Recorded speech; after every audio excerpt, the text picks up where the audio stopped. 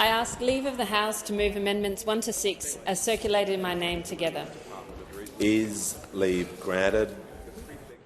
I give the call to the Assistant Minister. Yes, leave is granted. Leave is granted. The member for Wentworth may proceed.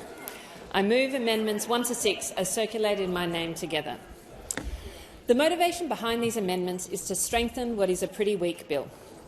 The government railed against the undermining of the public service independence and integrity during their time in opposition.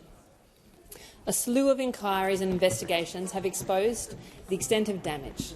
Inappropriate appointments to the AAT, secret ministries, the abuse of integrity, law and independence through robo-debt, and now serious questions around corruption and the Department of Home Affairs.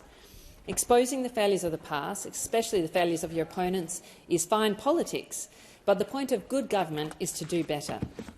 This is the Albanese's government opportunity to build a strong, independent public service, offering frank and fearless advice. We need a complete transformation. But this bill fails to deliver that.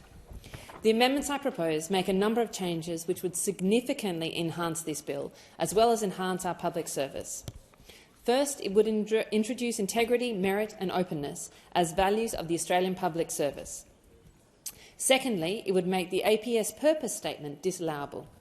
As drafted, the purpose statement would be prepared by senior public servants and bind the public service, but with no oversight by the government or by Parliament. If the government does not wish to oversee this, it must fall to Parliament to do so. Third, it would improve transparency and parliamentary oversight of executive appointments by requiring the minister to table a statement clearly setting out its recruitment process.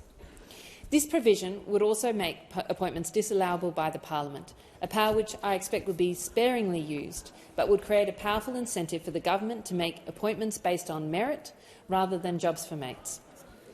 Fourth, it would expand the transparency provisions relating to the APS census to the parliamentary departments. And finally, it would compel the minister to publish a comprehensive response to the 30 review by the end of this year. The 30 report has laid out a powerful vision for reform of the public service. If this government is serious about reform, it needs to act on its recommendations. I believe these amendments should be uncontroversial. They strengthen the independence, effectiveness and transparency of our public service, objectives the government claims to be committed to achieving. I hope the government will reconsider their position and support these changes. Everyone in this place should support merit, integrity and openness in the public service. It's what Australians want, and it's one reason why the people of Wentworth sent me to this place. It's time the government backed up its fine words with actions.